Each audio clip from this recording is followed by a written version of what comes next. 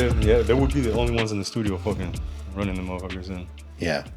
Well, like the last couple of years, I developed snoring.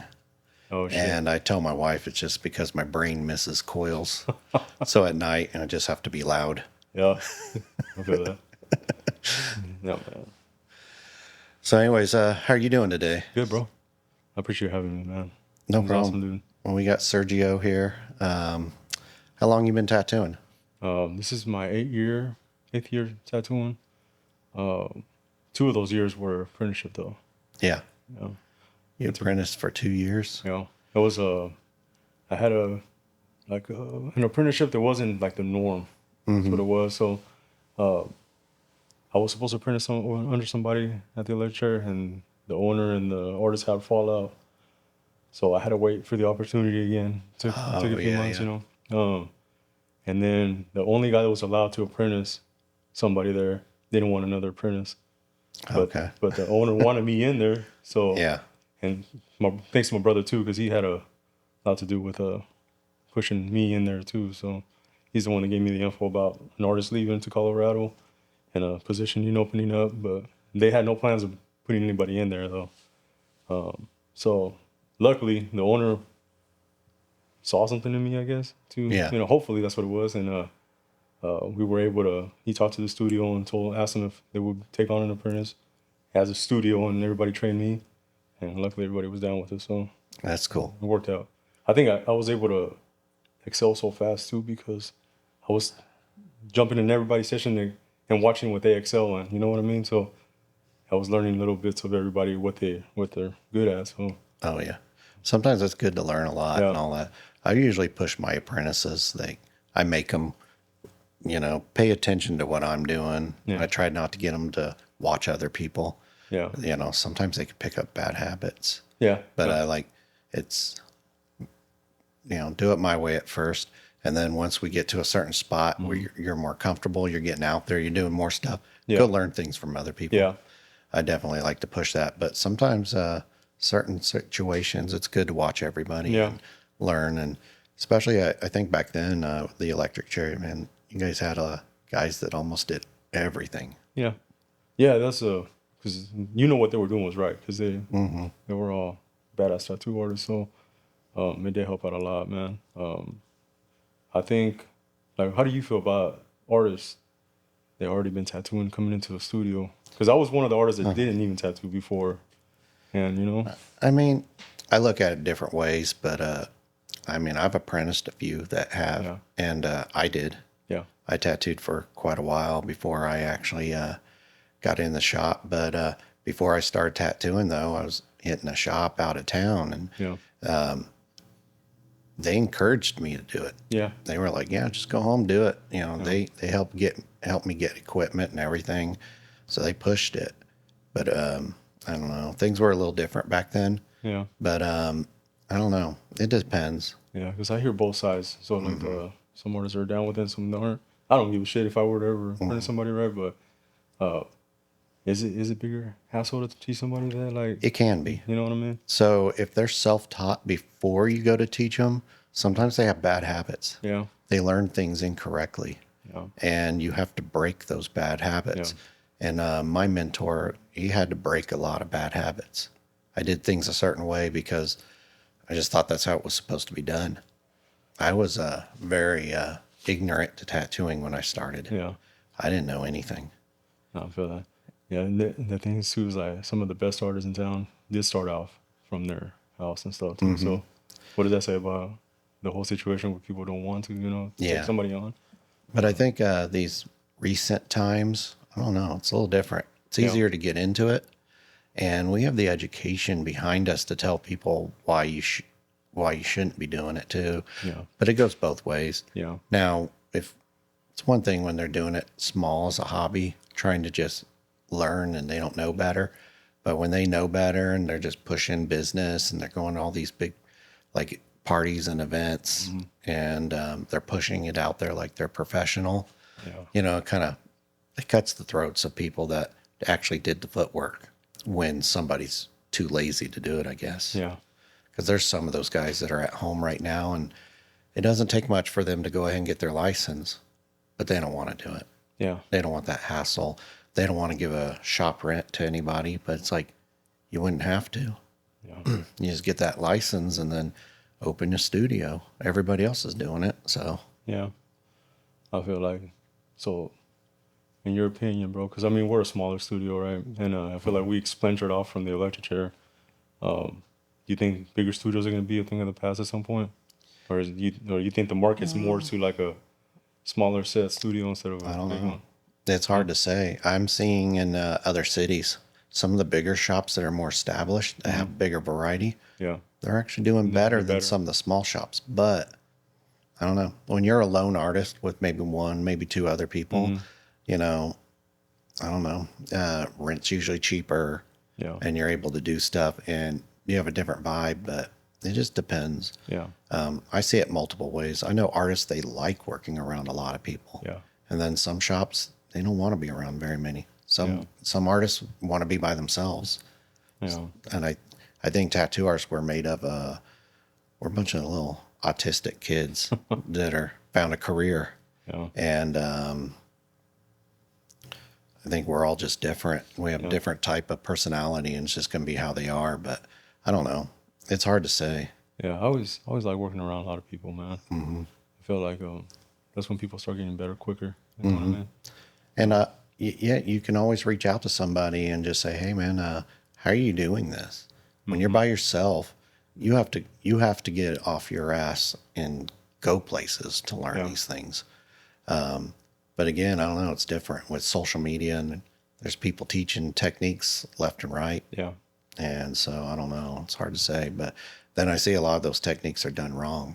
Yeah. Now, if you are a loan shop or a couple people in there and we're doing the same exact style, and that style is really big right now, and then it stops being big, does your shop go under?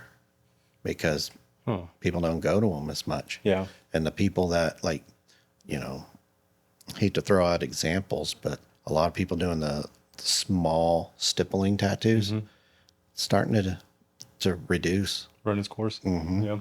And it's already been around. I've watched trends come and go throughout the 3 decades I've been doing this. Yeah. And that's one of them. It's come and gone a few times.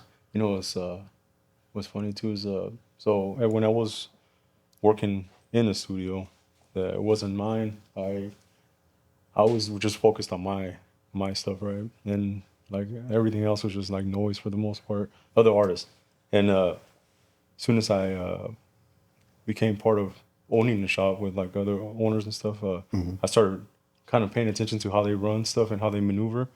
The reason for that is because whatever the trend, because we like almost, I feel like we left the trends because everybody's appointment based at our studio, right? But it's good to kind of keep your ears to the streets and see what people are getting tattooed and stuff, you know? Oh, yeah. Or how the tattoo industry in our city is going. And because I feel like we're in a unique situation where we kind of fall out of that by I want to say, so a lot of the trends that are popular right now, we don't get them in. You know, people are coming in for our style, which is awesome, right? But Yeah. I kind of want to not fall out so much that I don't even know what's happening in the industry as, like, say, walk-in studio, right? Oh, yeah. So paying attention to other studios has helped out a lot to kind of gauge how people are spending money on tattoos, like you can say. Oh, yeah. You know what I mean? So I always wonder too, man, are we kind of in a unique situation where it's not going to, because of course we get the reschedules and we get the cancellations just like everybody else does. We do got people to pull from, but at what point when that stops, is it something to be concerned about with how the economy is going right now? And that's something that I've been kind of digging into, you know? So, I mean, I'm not sure, like, I want to maybe talk to a walk-in artist at some point, or tattoo shop that does walk-ins, you know, and see how they're doing. Yeah. Sometimes it's good to have one. We have one that he does walk-ins most of the week. Yeah. And, well, How's he between gauging two things? people. Does he feel like it's slower now this year than I say like last year? Oh, yeah, definitely. Yeah. This year, compared to last year, it's It's hit rock bottom. Yeah. This is the fastest I've ever seen it decline. People are scared to spend money right now. Yeah. And I mean, I might upset some people saying this that listen, but I think our current president is not running this country very very smart. Yeah. Because everything's way more expensive. So like we have to spend more money to get our equipment. Yeah. Because it's not made here in America. Yeah. Even when we made stuff here back in the day, we weren't ordering pre-made Chinese needles. Yeah. We still ordered our needles from Europe. You know, we don't make them here. Yeah. So the individual needles, they're not made in the USA. And I don't see that ever being a thing. Yeah. So we're just going to spend more money to get all our stuff. And we're going to have to raise our prices. And then when our clients are having a hard time paying their mortgages and shopping at the grocery store, they don't have as much money to spend with us. It's a chain reaction, bro. It happens. Like, as soon as everybody starts going broke, we go broke too, man. Just, And I see on the internet, they said the last 4 years, or I mean, I guess 5 years, like the whole time our last president was in, was the worst on the economy. I don't know about you, but I feel like we were the busiest I have ever seen tattooing ever. Yeah.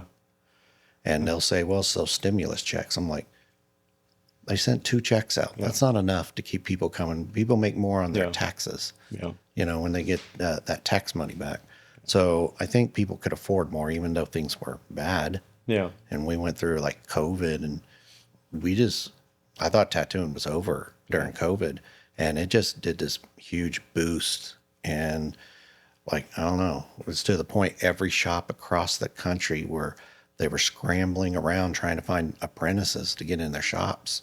And they just had more business than they knew what to do with. They were turning business away. We just didn't have enough time to do them. Yeah. Now, people don't know what to do because they ain't got no clients. Yeah. They're just sitting around doing nothing all day. And, you know, that kind of says a lot. So one of the indicators for me, bro, was you know how our slow season, or the slow season, right? November and December, right? But I felt like it extended out. So It did. It started in October, and it's gonna continue on to February or January. I mean, and I feel like that window that got wider is a good indicator of how hard times are for people right now. You know, Oh, yeah. And we are a service industry too, so we're a luxury in a sense to a lot of people that they'd rather pay other shit than pay us. So kind of goes back towards what we were talking about earlier. Like, are the big shops or the small shops going to survive? Yeah. I feel like some of the artists that have the mentality, the old school, might be the ones that survive better. Yeah. I mean, the ones that have adapted and learned more, of course, Yeah. not still stuck with only doing that style or what they used to do. But we've already been through these things. That was normal. Yeah. We actually slowed down about beginning of October, and it didn't pick up until the end of February. Yeah. That was normal. Yeah, so to me, I'm hitting that right now, right? Or well, I'm gauging that, and because when I first started, I learned the hard way, bro. Because when I first started tattooing, I didn't prep for November and December, and I was used to working a regular job, so I would use my vacation time for those months, you know. Bro, as soon as that November and December hit, and I didn't know it was gonna get slow, I was hurting, bro. It was like one after the day was like, man, people were falling off the books. Whole weeks were clearing open. Yeah. So now I know better. Like, you need to prep, you know. That's what we talked about back then. That's when we did everything that we were supposed to. We spring cleaned the shop, and we just had more time for stuff. We would spend the time drawing flash, building needles for the year, you know, just doing all kinds of stuff. We took advantage of our slow time, but we called it feast and famine. Yeah. You know, during the rest of the year, you know, you had your feast. It was crazy, and that was actually kind of a bad thing sometimes because we were spending all our money going out and partying and eating well and all that. Well, income tax season's right afterwards anyways, bro. You gotta look forward to that. Yeah, that's what we always did. It's like, well, tax season's around the corner. Yeah. You know, we'd start talking about struggling and then be like, well, tax season's coming. And that was just normal. It was every day. we always did it. So like right now, I don't look at everything being weird. Even when I see artists sitting around not doing anything, it's like, well, that was normal sometimes. Yeah. I just, back then I saw them drawing stuff and taking advantage of that extra time, figuring out what to do to get that business, spend some time learning about social media. Yeah. That'd be a great thing to be doing right now. That's a good point, dude. Because I heard another artist say, so now we are tattooers, right? But you also have to think of the social media aspect of the tattooing. And so we're basically full-time tattoo artists and then maybe part-time social, right? Now it's going to have to flip. So be full-time social and push out, advertise, whatever you got to do to pick back up. And then you got no choice to be part-time tattooing anyway. So Yeah. so you just got to flip that and start thinking that way, That's the best way to go. Yeah. And that was also when I did that retirement too. Yeah. That was a slight reason why I did it. I wanted to help hand over some business to everybody else, keep them busy. Yeah. You know, I'll do well no matter what. I've done well through the decades. So I put money back and invested in the right things. So I've been smart. That's good, man. But it's time to get back to work. Yeah. You got artists that are behind on rent and stuff because they ain't got people coming in. And it's when they ain't got nothing coming in the door, that's kind of where they're at. And it's just like, you got to make a little bit of changes if you want to keep that business coming in the door. I try to educate people. Yeah. Sometimes they listen and sometimes they're like, nah, that's not what they said on TikTok. So, and it's like, I think TikTok is, it's good, but it's bad for tattoo artists. There's artists going around telling people the opposite of what to do. And I think it's because they feel the decline. And if they tell everybody online, do these steps, then it'll fuck their career up and then they'll boost in business. Because there's one guy telling everybody, it's like, you listen to those old guys and they tell you to learn some more styles. Don't listen to them. They don't know what they're talking about. And it's like, if you're stuck on one style and nobody's coming in the door for that and you don't do anything else, I mean, that's your choice, but you're going to be hungry. That's why it's good to have fundamentals, man, or have the foundation of tattooing, because if you don't, then like you just said, something like that happens where your style is out, and at least you got something else to fall back on. So it's good to learn fucking everything, dude. Now, some artists get away with doing one style, when they put a lot into that and they really excelled it. Yeah. There's a few artists in town that they only do one thing, but they're busy. Yeah. But they pushed and they worked. They worked hard to get at it, man. And their one style isn't just a one-time fad. Yeah. It's if your thing is just what's currently popular only, it's not going to be popular next week. It's like you see it in fashion and music and everything. Everything's changing.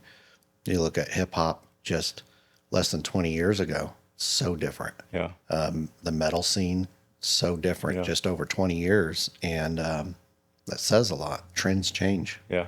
I know you got something you don't like doing though, bro. What? Right? No, I'm just saying, do you? Oh, I do. Yeah. Clocks. Clocks? I don't want to do any more clocks. Never again. Sure. Clocks and gears. Yeah, I did my first clock. Oh, well, not my first, but in many years, right? Like Yeah. A couple of weeks ago, it was a clock. I forget how hard they fucking are, dude. To Yeah, get they're knocked out. you have to be perfect on them. Yeah. You can't mess those up, and the slightest thing can throw them off. Oh. And I'm just not a fan. Yeah. I'll do them still, but Yeah. I'm not going to tell people what I should and shouldn't, or what they should and shouldn't get. But man, I really don't want anybody to come in and get clocks and pocket watches and stuff like that from me. Yeah. You got a lot of people that talk trash on the whole lion with blue eyes or whatever. I'll do them. Yeah. I'll have fun doing them. I dig them, bro. Dude, now that we were talking about artists falling behind on rent and stuff. So you went through that period when you opened your studio to how it is now. Like I see a shift where it's all booth rent now, right? For you, do you think it's easier to go that route? I mean, how's it been the experience for you, though? Yeah, I think I see it two ways. So when I was on commission, I mean, I pulled in a little more money from artists, especially when they stayed busy. And then it was more stressful because, you you know you're making that money. So like when they're not ever in the shop, you're like, hey, you need to get your ass to the shop. Yeah. You know, I got money to make and stuff. But then, you know, then you had to order all their supplies and all that stuff because Yeah. when they're on commission, you gotta take care of them. And so that was extra time for me. And now moving everybody to booth rent, I don't really have to think about as much. Was that pretty recent that you did that, or was it you been like that for a minute already? I'd say maybe a year ago. Yeah. Maybe a little more than that. I don't know. Maybe about a year ago. Yeah. It's just everything was comfortable that way. And Yeah. not everybody wanted to switch. I had discussed it several years ago, and I had people disagreed because, I don't know, what if one week they went on vacation? Yeah. They don't even have to think about paying rent. Yeah. But like, if I have a bunch of artists and I go to booth rent, and someone wants to take multiple vacations through the year, I mean, I still have to remember I got bills to pay that don't go away. Yeah. So that's another thing that shop owners need to remember, that you still got to pay the bills. So you got to at least discuss with them. I know I talked to a lot of people about it before I switched over to get an idea what was fair and everything. And I kind of went with pretty much the same range everybody else charges. So, and then even now I got people like acting like it's a lot of money to pay. Yeah. And I'm like, it's not. On commission, you're probably giving me like $700 to $1,000 a month or a week. Yeah. For a week, you were giving me that. Now I'm only said, oh yeah, you only got to give me $350. Yeah. And that provides, you know, the studio and, you know, the all the utilities that you're going to be using, and some supplies I take care of. It's a lot less than before. Yeah. We have a front counter guy that'll take care of everything for you, like taking out your garbage, and he'll keep the shop clean. Well, most of the time. Yeah. There's just things that, you know, benefit from being like that. And then they'll be, that's way too high. And it's like, well, I don't get where that's way too high. Yeah. You know, when they're only paying like, I'd say it's about $1,400 a month. Yeah. It's not very many places you're going to get cheaper unless you're by yourself in a very confined space. But you're also putting yourself at more risk being by yourself. Yeah. And then, I don't know, it gets boring, gets stagnant, and you don't get to learn as much. Yeah. See, I like talking to owners, tattoo shop owners, because, I mean, we know a lot of the people that I know that own studios, they're new into it just like we were, or we are, you know. Like somebody like you that's done it for a minute, I feel like you guys got more, more experience with having to shift with times, you know what I mean? So that's something that when me and my wife decided to open, we were going back and forth on booth rent or percentage. And I remember being percentage at the electric chair and thinking, there was a really good week and having to give that up. I was like, damn, dude, that's a lot of money, right? But having a shitty week, and that'll help too, right? So There's but when we went to booth rent, yeah. I pocketed so much more, dude. That's like, that's why I don't understand that part either. Like, it's not, you pocket more after you pay your booth rent. I mean, you're in charge of your own shit, your own supplies and everything too. But you pocket so much more money at the end of the week than That's the reality. Some people weren't very happy with still going to booth rent. Yeah. They just weren't happy. They didn't want to take care of that stuff. That's crazy. They liked the whole fact. It's like, well, whatever. I just need to show up. Yeah. And if they were paying more, they were paying more. I don't know. I look back at the way I did things over the decades, and I'm like, I don't know. I liked paying percentage. Yeah. Because I didn't have to really think about much. My drawings, I just drew, showed up to work, tattooed, and went home. Had no responsibilities to nothing. Yeah. The shop did that. Yeah. So I like that part, but I don't know. I do think about how much money I did give out. Yeah. But I'm also from a different generation where percentages were much lower. Oh, okay. Like we were doing 50-50 split. Yeah. So that was normal. Yeah. That was how it was every day. If you were like a famous tattoo artist, like, you know, Paul Booth or, Jimmy Litwalk or something like that. These are just guys that are in the magazines constantly. Yeah. Oh, those guys got 60. But the rest of us just did 50, and that was just the normal. Yeah. And you know, some artists getting into the business and they're like 1-2 years into it and they think they're, oh, well, I really deserve this much. And it was really hard to gauge what was fair to people sometimes. And then when they're barely coming in the shop, but they're really good, it's hard to say, do you really deserve a higher percentage because you're never here? So like, I'm not paying my utilities around here when I wasn't making much off of them. Yeah. But I don't know. That's the plus side of the commission was you didn't have to show up at work as much. You showed up whenever you wanted to do all that. But if you weren't there, you weren't paying the shop owner a bunch of money. But you still have to pay them if you're not in now if it's booth rent. Yeah. I feel like they're doing booth rent too avoids a lot of like issues too. So Theft. it's a set amount. That's what it's owed. And that's it. But percentage wise, man, it's a lot of honor system involved too, bro. Yes. You know what I mean? So it's like I feel like a lot of beef starts from there. You know. I've seen it where artists are telling people, it's like, hey, just give me a higher tip and I'll charge you a little less and all that stuff. So they didn't have to split it with the shop. Or they would just do whatever and they would claim that. Yeah. Say, oh, I only did that for like $150. Yeah. And it was a $400 tattoo. And they just said, well, he tipped me pretty good. Yeah. And it's like, I don't know about that. Yeah. Dude, I don't regret going to booth rent, like starting off as booth rent, you know, right off the bat. Because like I said, we were on the fence about it and me and my wife did a lot of talking about it. And was like, we just do booth rent, avoid so many issues. The guys are good for it, you know what I mean? And and it's plenty. I mean, I think when artists have their selves, you know, their eye on the prize, and they're working really hard and really learning, they'll have the business, and the booth rent is better for them, and it's better for the shop owner to not be able to think about it. The only problem is when some shops have had high rent. Yeah. And then they suddenly have to change to a system that they're making like almost half the amount of money. So somewhere there's got to be a change. Yeah. But on my side of things is I was ordering less supplies. Yeah. So that helped me out a lot. Oh, I feel that. And we're getting ready to start working into supply store here. So okay. The only thing I've been wanting to do that for years, like a full supply. Yeah. You'll be able to come by a couple different brands of inks and that's cool. Full libraries of it and everything. But that's not just me doing it. I'm working with Emilio from Dynamic. Okay. Yeah. So we talked about it a couple times. That's cool. So we'll come in and do all that. Makes it easier for him than having to hit up every tattoo shop every time he comes into town.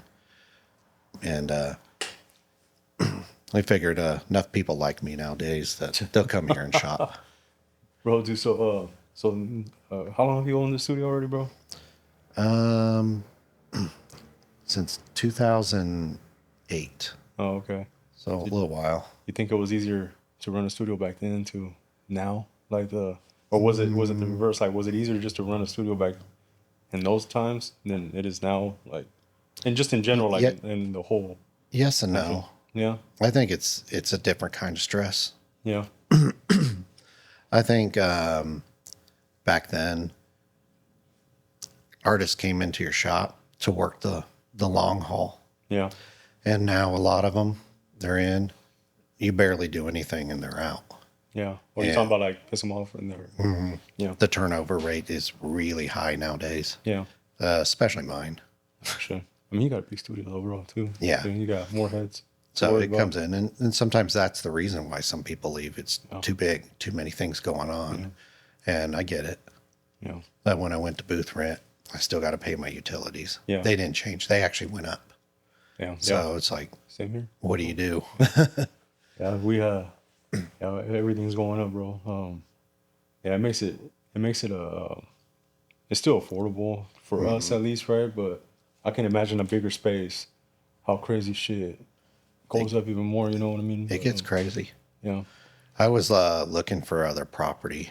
I was going to move the shop. Oh, and, one of the buildings was right there in your guys' neck of the woods. Yeah. Good neighbors, bro. Fuck it. Yeah. See, I know it would have been the same shit back then, though, right? Like, yeah.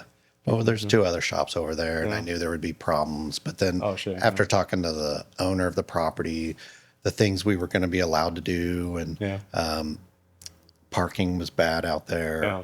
And so I ended up doing it, but it was literally so close. I could have thrown rocks at you guys. Really? Yeah. Bro, The same street. Yeah. Oh shit, dude. There's so many fucking vacant buildings right now, man. So many. It's I don't know if at some point we were like thinking about expanding, right? But maybe that's why it opened my eyes to seeing other buildings and stuff. And then I was telling my wife, like, we ain't got nothing to sweat. Look at all these fucking buildings that are available.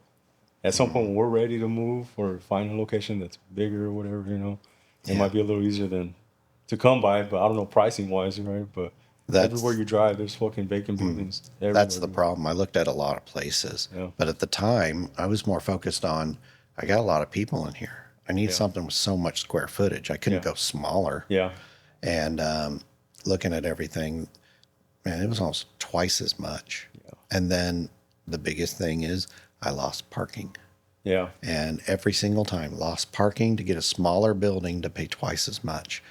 And I definitely couldn't, that just wasn't a thing. I couldn't do it. I even found a building. I really liked it, and it was a little more than I'm spending here, but parking sucked. And it was literally same situation with Brittany. Yeah. We could throw rocks at their shop. No shit. Yeah. Just fuck with them, egg them in the middle of the day or something, Downtown got a lot of buildings for sale or for rent too, man. They're fucking everywhere. And I was like, I just felt like, I don't know. I don't like stepping on people's feet. Yeah. Even though sometimes a bunch of shops being in one area, it's good for them. I was about to say, maybe that's you're stuck in not stuck, that's the wrong word. You know how you have tendencies that stick with you because of having that long haul being a certain way, right?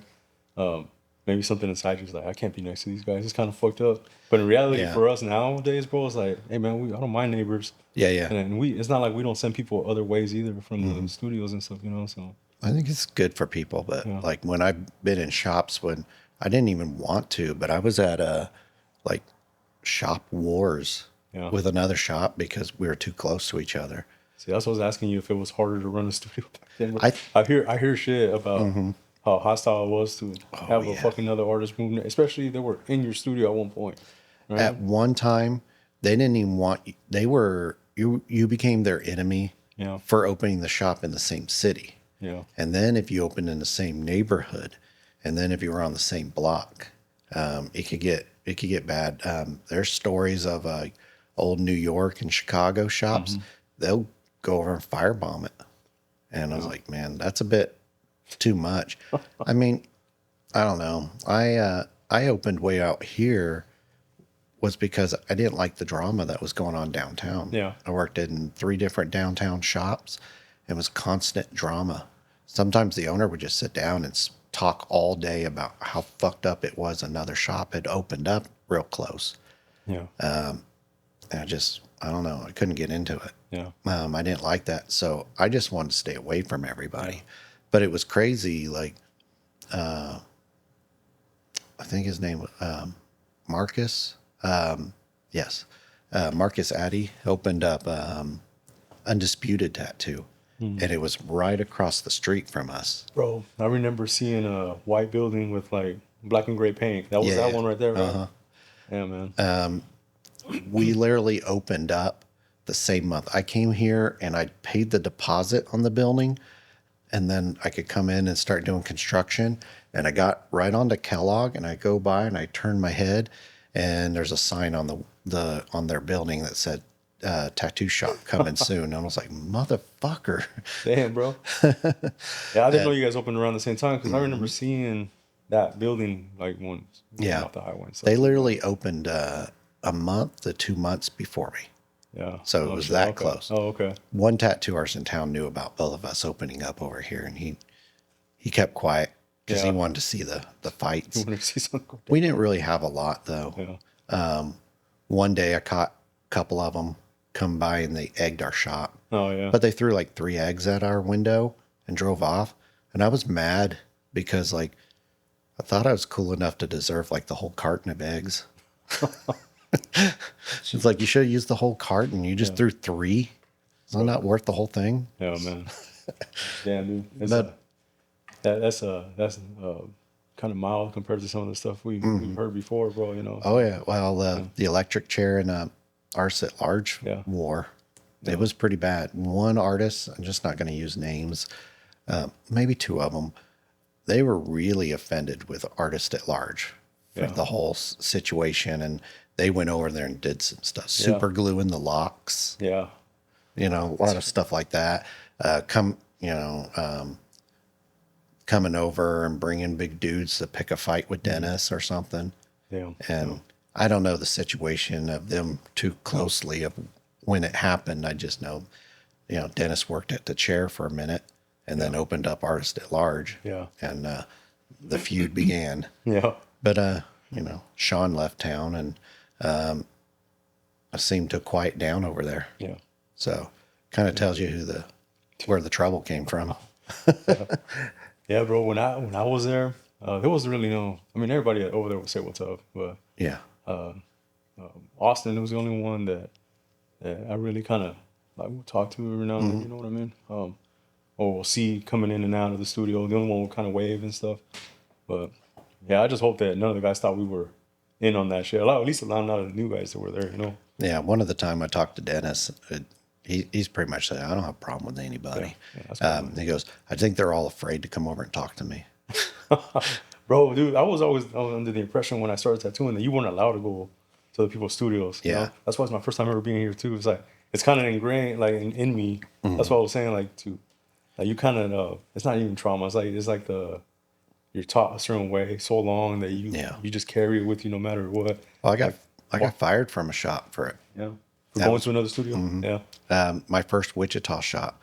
I was working at one. It's no longer open, but he found out I was hanging out at the Anchor, and I was talking to Shane up there.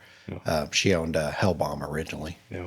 And then I was friends with Mario at the time. Yeah. And Dennis.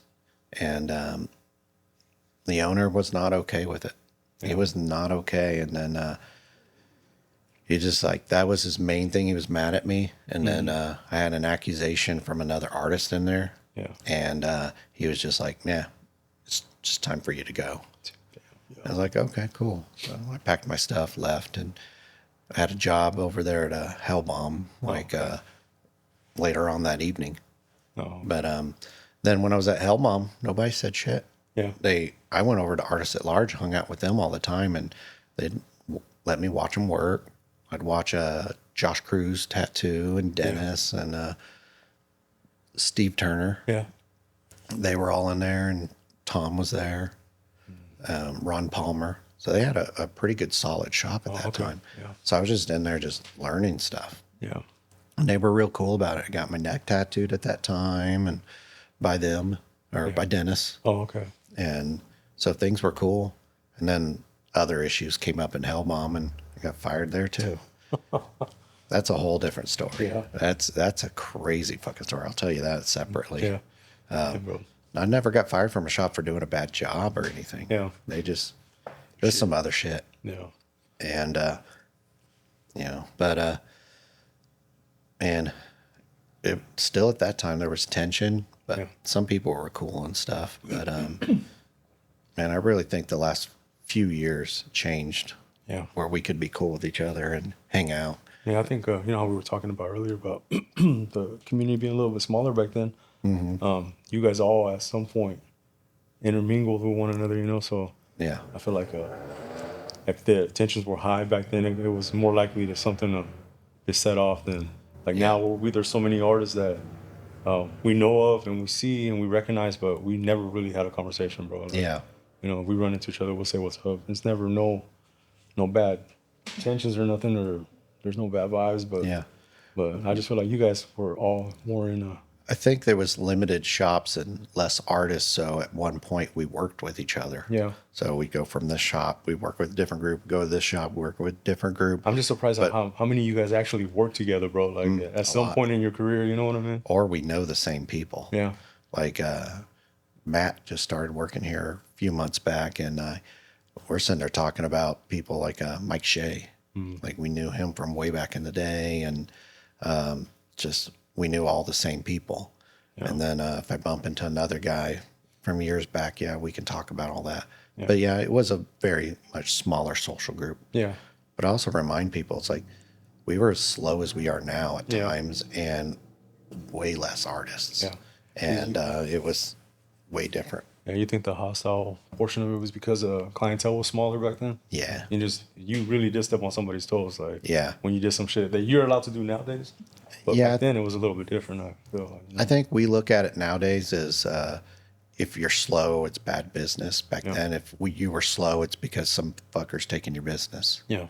And that's another thing that happened a lot. Where now we got so much business. Like someone comes into me and they want some big old crazy realistic demon back piece. Mm-hmm.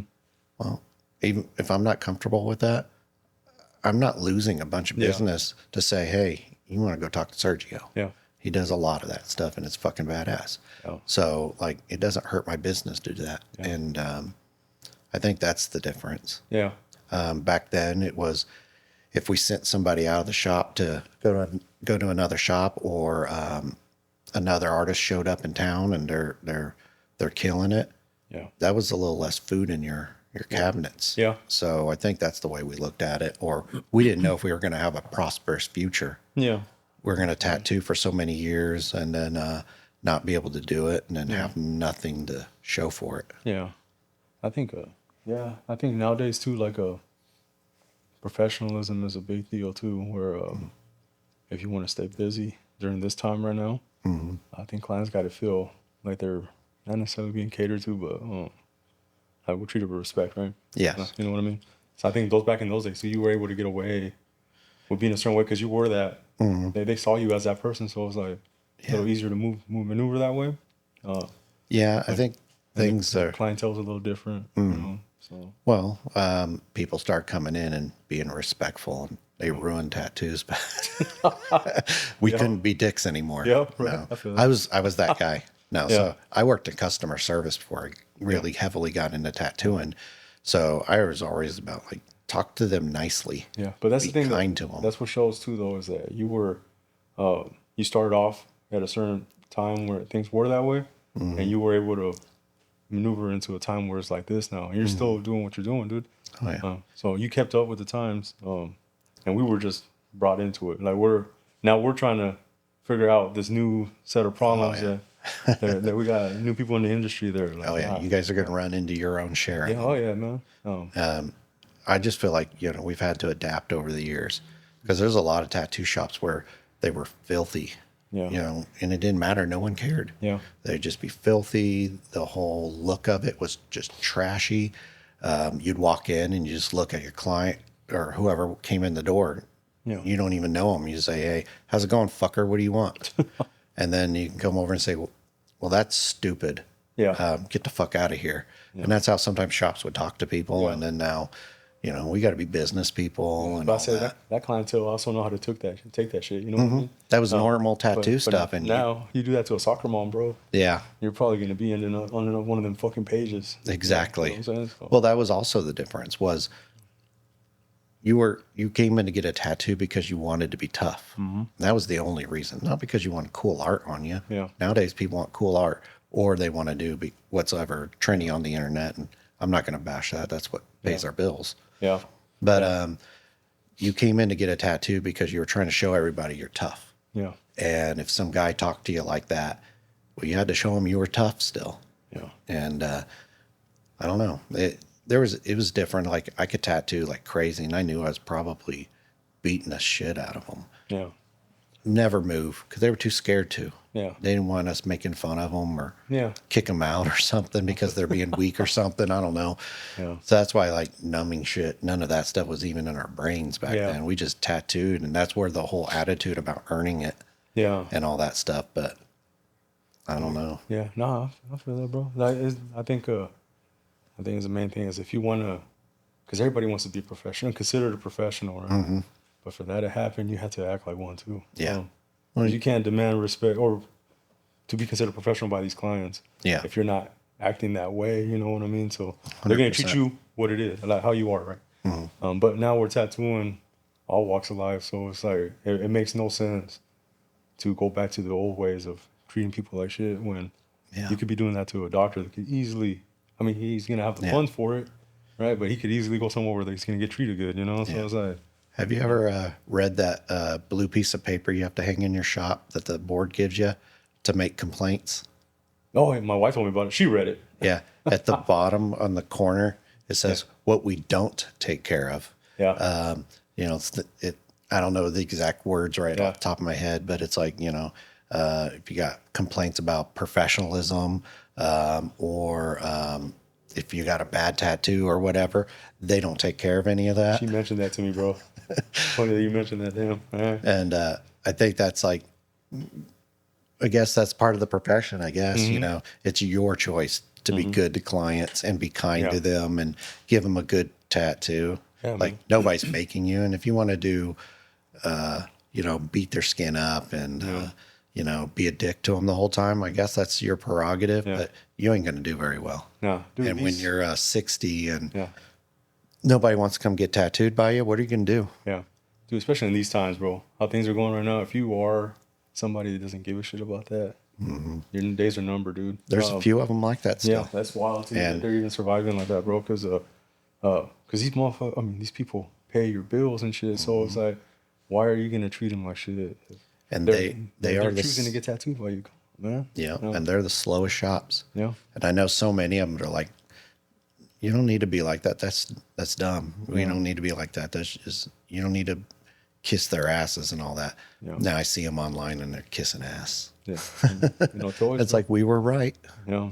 Yeah, man. I remember when I opened this shop the first time, I went all out to hardwood floors, make it look really nice. And at the time, not a lot of places were doing it. They weren't going that extra mile to make it look pretty. You know, that's one of the goals that we had when me and my wife discussed, like, how are we going to remodel the studio we got, and we wanted to go high end, to look high end, to cater to a certain clientele, and also, but the main goal was to attract the artists in there. Yeah. Right? They're willing to come to our studio and work there because they're able to impress their clients with our studio. Yes. And it's like a whole thing. Like, we all work together in this, in that sense. You know what I mean? And it worked out really well, bro. Like I don't think you see too many shops nowadays where they're not prestige looking. Like, they're not nice. Oh yeah, all of them. Yeah. And they got their version of what's nice. Yeah. No, exactly. Because there's a lot of them. It depends on what people's opinions are. Yeah. And different clientele are going to like different things. Yeah. There's a lot of people, they want to walk in and they want to see the traditional tattoo shop flash all over the wall. They want to see that. Yeah. And to me, that's tattooing. You know, that goes back with the old days of where we came from. And then there's some, they don't want hardly anything on the walls. They want a few little cool paintings. Yeah. And that's their look. They want it nice, clean look to it. And that's a good look too. And so I think as artists, we're going to do the decor different in every shop. But I think every shop is still putting the effort into trying to make it look good. Yeah. It's just a different kind of looking good. Like even right here, I'm remodeling this place and I want to be more modernized, but I want the feel of the old. Yeah. Because I think the old is, that's our building blocks where we came from. And as much as we can have opinions on a lot of the old school guys, we wouldn't have what we have if it wasn't for them. Yeah. That's in our lobby, we kept it pretty professional looking, right? That was the goal, to have it. As soon as you walk in, it looks clean, gets off. Yes, It looks nice. So, but in the back, we wanted the artists to do what they're used to doing, and it's putting their stuff up on the walls, and clients dig that shit, bro. I didn't think they were gonna like it as much as they do, bro. Like, they walk in, they like the lobby, and then they come in the back, it's like, damn, it's like a art gallery back here, or they see all the toys and the knickknacks, and people during breaks, we'll have clients get up out of their chair and walk around and look at people's stations just to see what they got hanging up. You got lucky that Jason's toned down his toy collection a little bit. Bro, I have my shit in there too. So, dude, when it was just me and him, bro, it looked like a fucking toy store back there, bro. Because none of the other guys had their stuff up just yet. You know what I mean? When he was here, he literally had a whole shelf. Like, I remember his station was, I think, right there. And then halfway was someone else's station. But then his toy collection, his comic book stuff started leaking over to everybody else's spots. And then it would come over here. And Just getting bigger. I would make fun of him, give him shit. It's like, man, you're like Hitler trying to take over Europe. You're annexing a little bit at a time. Yeah. Yeah, with the thing with our studio, bro, is like we're limited on like area, right? But we're not limited on. We got really high ceilings, right? Yeah. So they're slowly, everybody's starting to stack up a little higher and higher. You know? I think that's cool. Like I got all my little collection and stuff. Damon's got his up here. I think we're the big nerds here that have all the really cool toys. Well, bro, I couldn't wait to do that because all like my stuff, and there's no room for it at my house, bro. Like there is no. It was all in storage, and that's all it stayed in. You know, and my wife's the one that started the collection. All my collections were started by her. You know, slowly, maybe like throughout the years, like birthdays or holidays, she'll give me something for her. I got the opposite. So like years back, well, I mean, even recently, I had my whole room. Like you can see the little transition where my wall was. Oh yeah, all the way down to there. So this whole area was my room, and my last marriage, she didn't like all my toys all over the place, and I can hardly display very many of them. So like I had my room here. So I had all of it here. But right now my wife is cool with it. So like I got way more stuff through the last few years, and like literally I have a basement full of stuff and like put up everywhere. Living room, I got Star Wars stuff everywhere because that's mostly what I'm into. I'm just a big Star Wars nerd.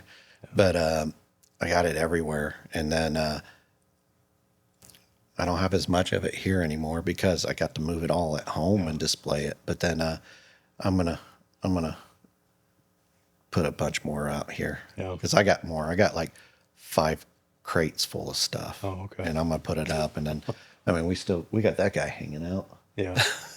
I've seen him when I walked in too, bro. Yeah, my wife got that for me for a couple years ago, so it's definitely not a problem anymore. That's cool, man. But yeah. That's what I had to do. I had to decorate here.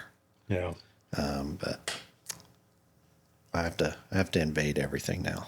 Yeah. I'm gonna start doing that in everybody else's station. I'm gonna start putting my stuff in the shelves, put their stuff in boxes. Start taking over your shit. Yeah. Yeah, I'm gonna do what Jason did.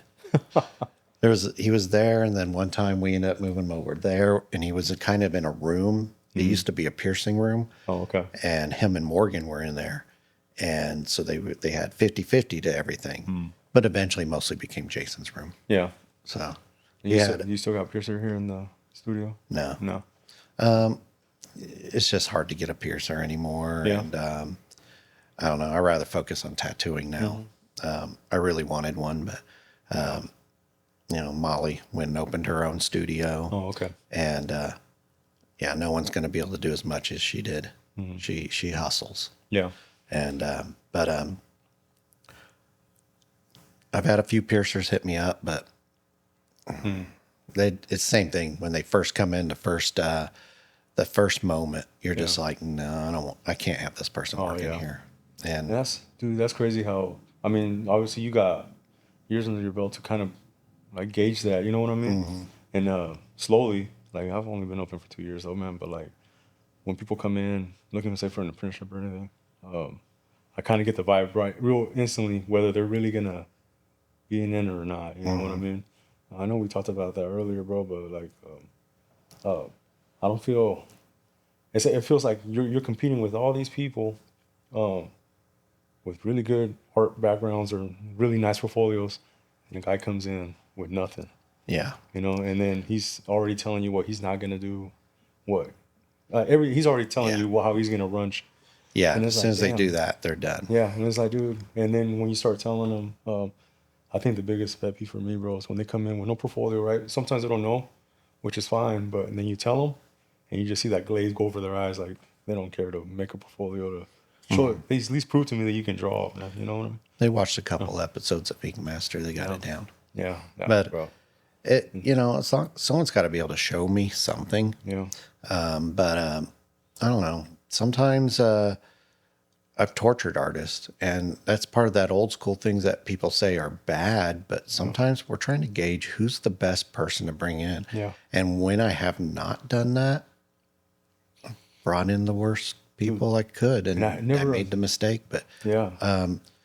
I made Morgan work for me for a little bit, and Morgan's good. She knows what she's doing.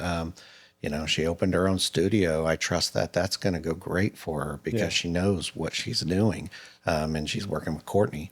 And I tortured Courtney for a little bit. I made her come in and hang out for a couple months before I even agreed to You apprentice her. basically vetted them. I made her prove that she wanted it. Yeah. And apparently you look at both of them's work and their work ethic, and they wanted it.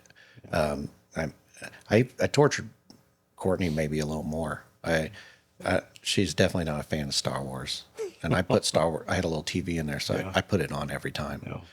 And I could tell she didn't like it. So I maybe tortured her a little more with it. And if she was going to stick around for that, then she wanted it. You know, now I understand too, like where that comes from too, where, because I was first started tattooing, I finally got my foot in the door. I always wondered why they were so hard on the people that were going to try to bring in, you know, and why it took me like over 2 years to finally get an apprenticeship, you know, and people get really impatient with that. They give up like as soon as they get told no. But now I understand from a shop owner's perspective where you're letting somebody into your business, it could potentially fuck it up. If it's somebody, if it's the wrong person, and it doesn't just affect your business, it affects the people that work in there too, that are part of the business. You know what I mean? And to bring somebody in that's gonna be toxic and or just cancer to the whole fucking place, it's you want to avoid that kind of shit, and the steps need to be taken to that. So now I understand why some shop owners are like, really don't just take anybody in. It's people usually that they know or they heard of through other artists. You know what I mean? Yeah. I think a lot of like the old school things, there was a bit of wrong and there's a bit of right. Yeah. And I tried to gauge a full balance of that. Yeah. I've never made people work for me heavily unless they're getting paid. Yeah. That was one thing, because in the old days, if you wanted to be an apprentice, you came in and you spent 8 hours a day in that shop working as the front counter with no money. That's not fair. But to push them and to really put that, like, you expect this, and to sometimes be a little aggressive with them, I don't think that's wrong. You're building them up. And building them stronger. And I see a lot of these artists that struggle with that even a few years into it because you were too nice to them. You coddled them a lot and they don't understand. And then you also gauge who doesn't belong.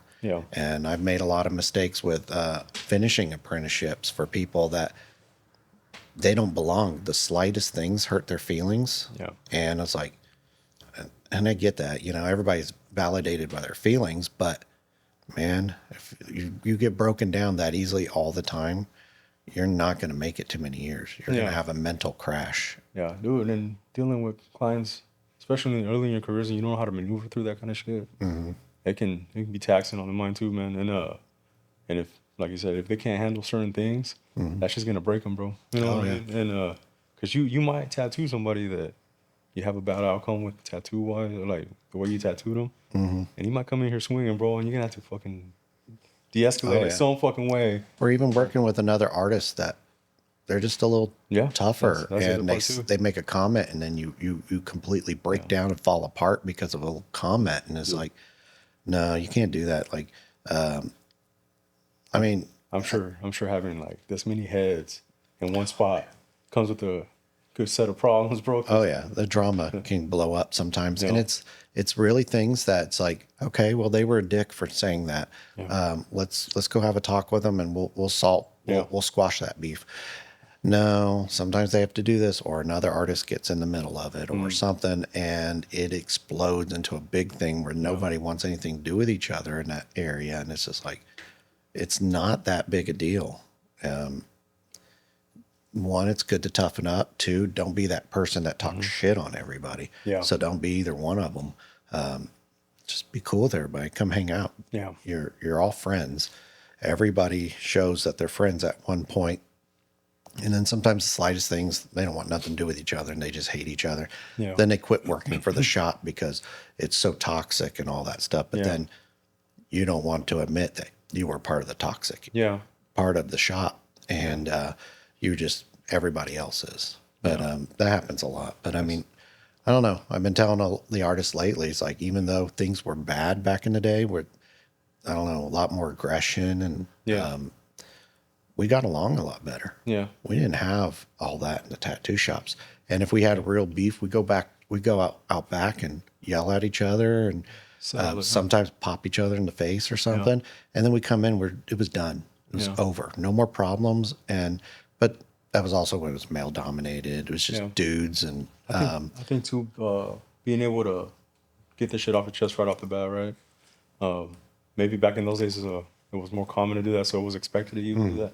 But now I think people harbor shit, man. Like they hold on, they do. and then they become passive aggressive with shit, and then it becomes a fucking shit show, you know? I don't want it to be like that again. Yeah. But there's those times I look back and I'm like, man, this solved a lot of problems. Like I had one guy, he was a bigger headache than anybody, causing so much issues. He just, something about him. And if I just took him back, fucking ripped his ass, and he'd yell at me and get his issues out.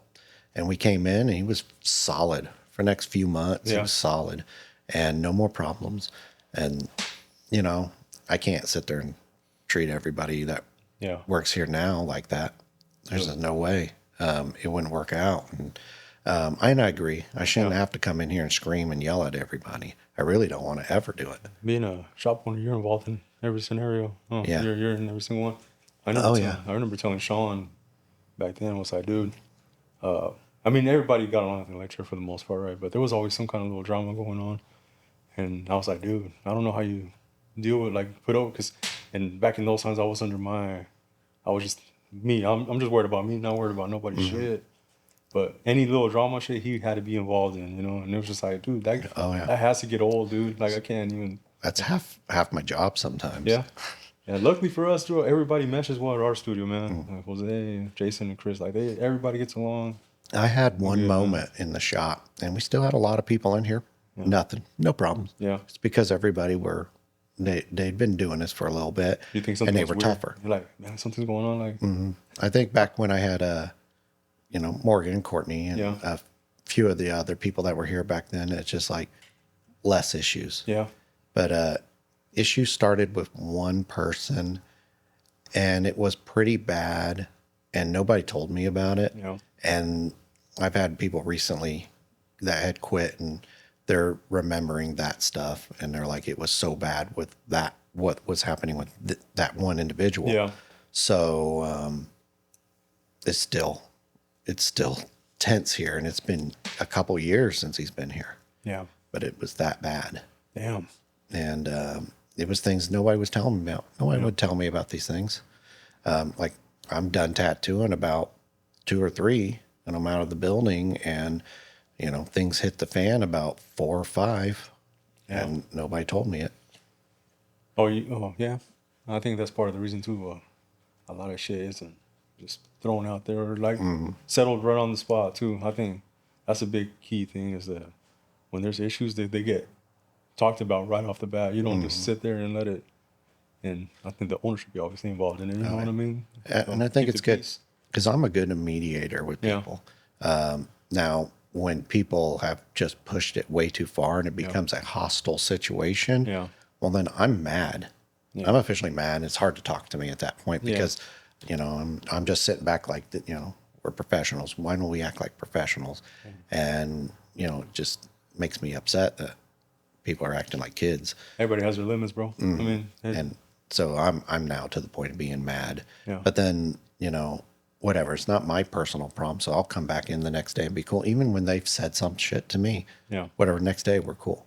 I'll try to bury it. It's just when someone's constantly causing problems, and then you have to make that choice. Like the guy I was talking about, I fucking fired his ass. It was still a hard decision to do because he had been with us for a long time. Yeah. But he was being destructive around here. He was breaking my stuff here. acting a fool in front of clients. Yeah. I guess at one time, one of the artists here, he went through their phone and found dirty pictures on it that she's sending to her husband. Damn, bro. And Yo. he decides to text it to himself Oh shit. and delete it out of there. And yeah, he got caught doing that. And to me, that's a sexual predator. Yeah. Doing stuff like that. If I know I have one of those here, you're out. Yeah. 100%. You're just That's gone. crazy, dude. Oh. And so I've been through all of it.